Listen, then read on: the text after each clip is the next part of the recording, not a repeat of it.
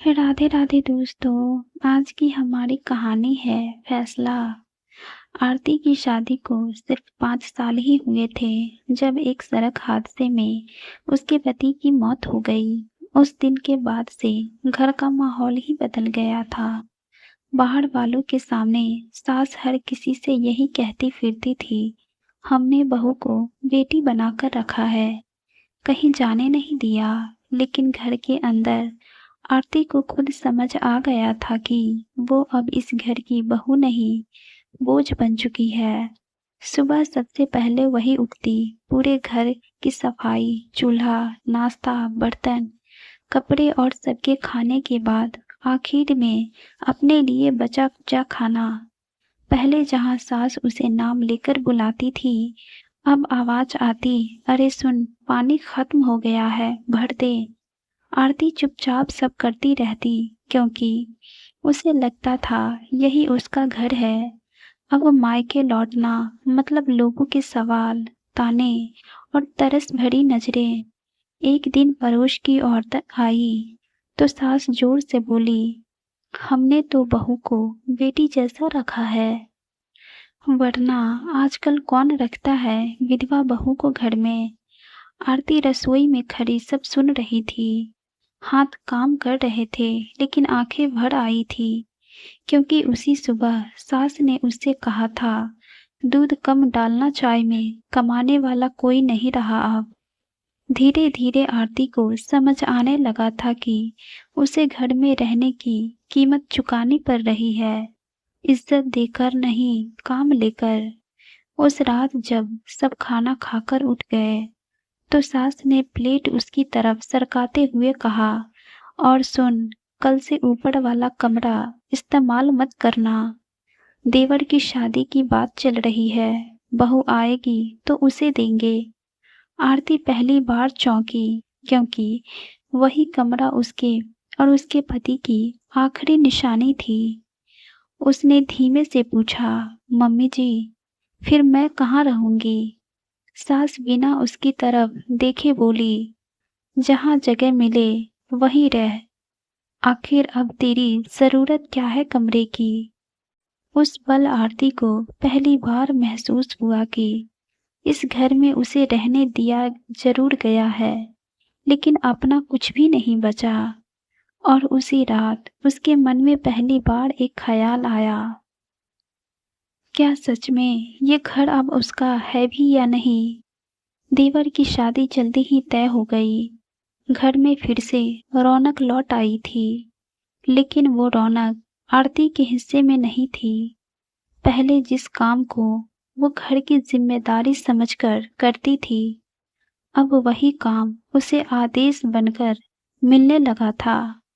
शादी की तैयारी शुरू होते ही सास हर किसी से कहती, नई बहू आएगी तो घर चमक उठेगा, अब तो हमारे घर की किस्मत ही बदल जाएगी।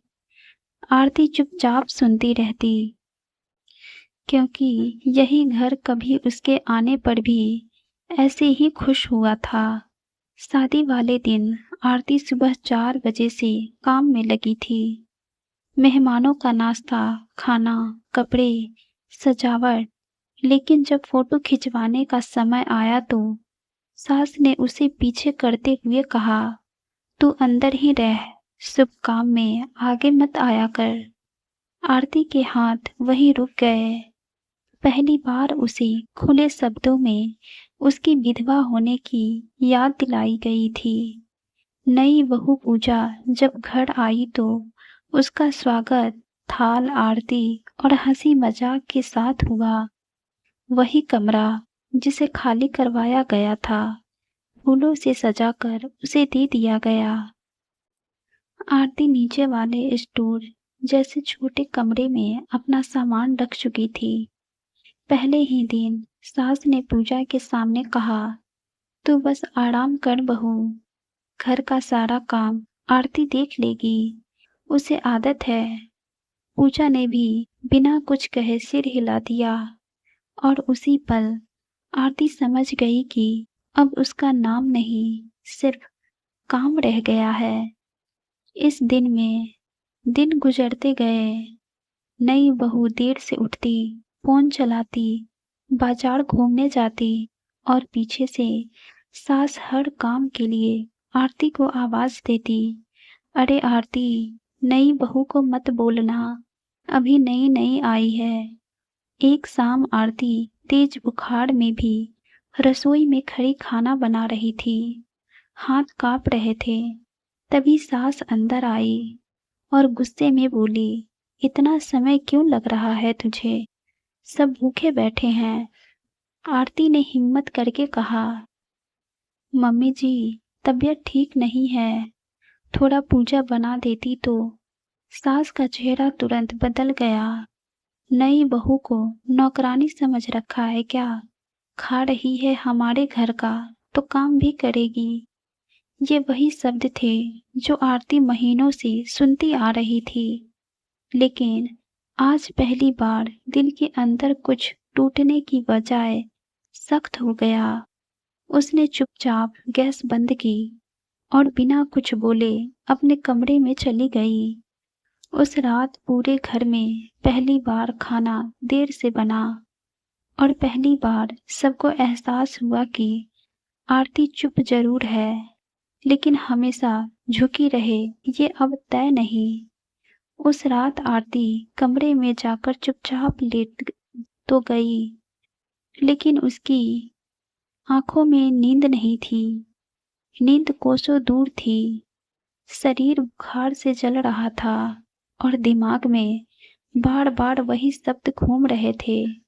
खा रही है हमारे घर का तो काम भी करना पड़ेगा। घर का, 5 साल की शादी, पति की मौत और उसके बाद हर दिन की मेहनत।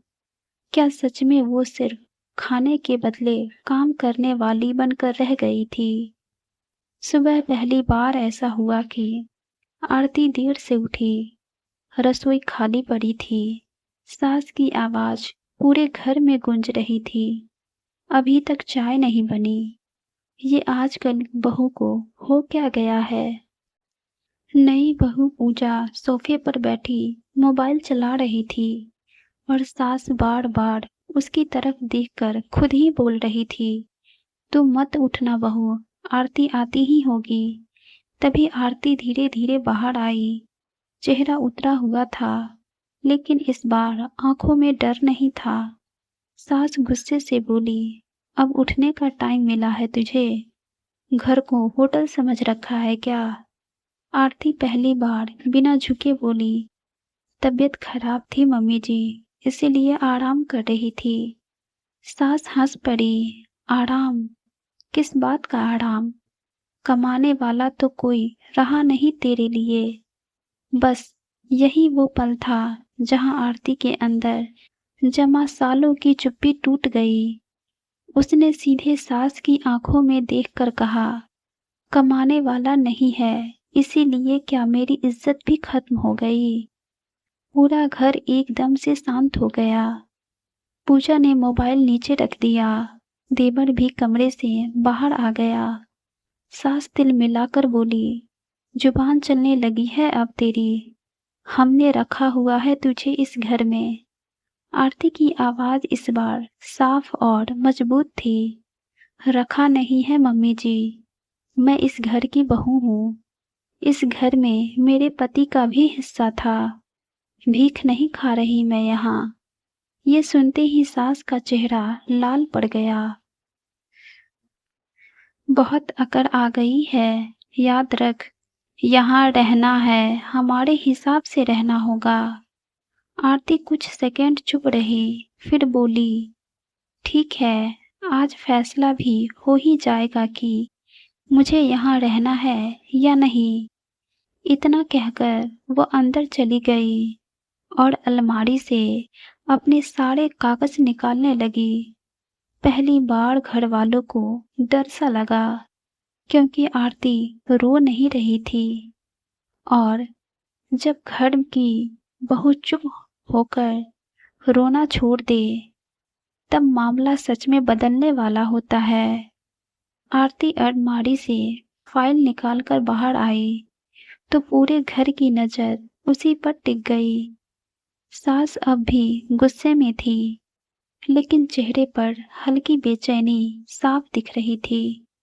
आरती ने सारे कागज टेबल पर रख दिए, बैंक पासबुक, बीमा के पेपर और घर के दस्तावेज की कॉपी। धीरे से लेकिन साफ आवाज में बोली, मम्मी जी, ये वो पैसे हैं जो मेरे पति के एक्सीडेंट के बाद मिले थे, और ये घर के पेपर की कॉपी है जिसमें उनका हिस्सा दर्ज है। देवर चौंक गया, ये सब तुझे कहाँ से मिला? आरती ने सीधा जवाब दिया, क्योंकि मैं उनकी पत्नी थी और आज तक चुप थी। इसका मतलब ये नहीं कि मुझे कुछ पता नहीं। सास पहली बार थोड़ा नरम पड़ते हुए बोली, तो क्या करना चाहती है तू? रीना ने गहरी सांस ली और कहा, आज तक सोचती रही कि पति नहीं रहे तो यही मेरा घर है, इसीलिए सब सहती रही। लेकिन अगर यहाँ रहने की कीमत इज्जत खोना है, तो ऐसे घर में रहने का कोई मतलब नहीं। पूरा घर खामोश था। आरती आगे बोली, या तो मुझे इस घर की बहू की तरह सम्मान मिलेगा, या फिर मेरे पति के हिस्से का हिसाब कर दीजिए। मैं अपना जीवन खुद संभाल लूंगी। नई बहू पूजा पहली बार बोल पड़ी, मम्मी जी, भाभी गलत नहीं कह रही है। सास ने उसकी तरफ घूर कर देखा, लेकिन अब हालात हाथ से निकल चुके थे। कुछ देर की चुप्पी के बाद सास की आवाज धीमी हो गई, लोग क्या कहेंगे अगर तू घर छोड़कर चली गई तो?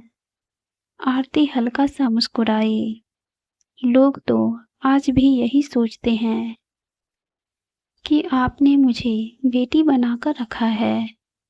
अब सच भी वैसा ही रहने दीजिए। उस दिन पहली बार आरती ने अपने लिए खड़ा होना चुना। घर वालों को समझ आ गया था, जिस बहू को उन्होंने मजबूर समझ रखा था, वो हक जानती भी है और लेने की हिम्मत भी रखती है। उसके बाद घर में काम बटा, आवाज का लहजा बदला और आरती स्टोर वाले कमरे से वापस अपने कमरे में आ गई, क्योंकि उस दिन फैसला हो गया था, विधवा होने से किसी औरत का हक खत्म नहीं होता, सिर्फ लोगों की सोच छोटी हो जाती है। अगर कहानी दिल को छू गई हो तो लाइक, शेयर और सब्सक्राइब जरूर करें। धन्यवाद।